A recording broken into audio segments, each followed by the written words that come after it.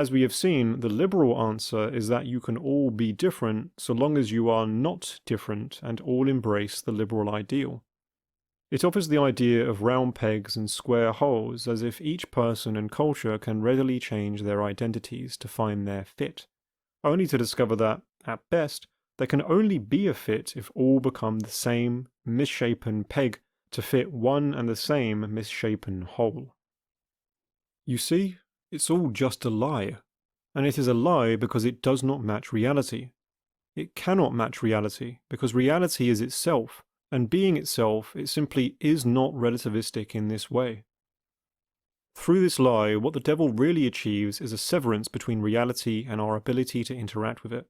After all, if truth accords with reality and relativism is a fundamental lie about the truth, relativism puts us at fundamental odds with the true way of things. Far from being freed from reality, he leaves us trapped within confusion. If you want to lead a man on a difficult path through a swamp, it is no good saying that he is free as if all roads lead to safety. You have to say that this way leads through a steady road, and this way should be avoided, lest you be pulled down into the pit. It is hatred to such a man to pretend that all paths are practically the same, knowing that so many paths result in death. Because, make no mistake of it, if the devil does exist, he is very clever, and as much as he might whisper that it equals 5, he knows full well that 2 + 2 makes 4.